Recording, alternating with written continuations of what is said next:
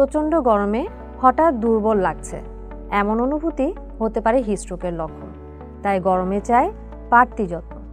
গরমে শরীর থেকে প্রচুর পরিমাণে পানি ও ইলেকট্রোলাইট বেরিয়ে যায়, এতে হিটস্ট্রোকের আশঙ্কা বাড়ে।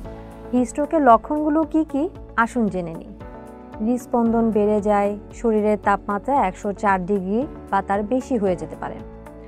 ঘাম নাও হতে পারে, কিন্তু ত্বক গরম বা লাল হয়ে যায়।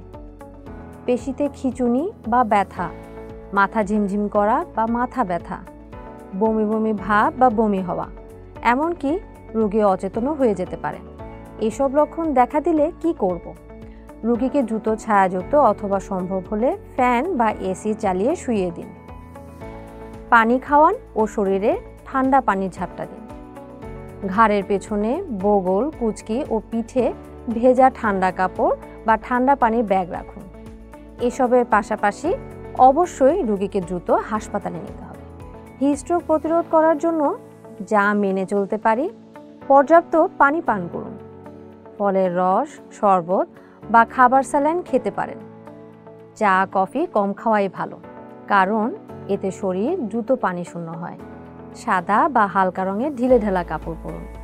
অতিরিক্ত গরমে প্রয়োজন ছাড়া বাইরে না বেরোই ভালো। বাইরে গেলে ছাতা ব্যবহার করুন, সানগ্লাস ব্যবহার করুন। অতিরিক্ত লবণ, ভাজা পোড়া ও চর্বি জাতীয় খাবার এড়িয়ে চলুন এবং পর্যাপ্ত বিশ্রাম নিন। এই গরমে যেসব খাবার শরীর ভালো রাখে, যেমন দই ও দই থেকে তৈরি খাবার, যা হজমে সাহায্য করে ও শরীর ঠান্ডা রাখে। ডাবের পানিতে আছে প্রচুর মিনারেল ও ইলেকট্রোলাইট, তাই ডাবের পানি খাওয়া ভালো। গ্রীষ্মকালীন ফল ও শাকসবজিতে থাকে প্রচুর পানি, ভিটামিন ও মিনারেল, যা গরমে খুব উপকারী। এই গরমে হিটস্ট্রোকের ঝুঁকি থেকে বাঁচতে সচেতন থাকুন। খেয়াল রাখুন নিজের, খেয়াল রাখুন আপনার প্রিয়জনের।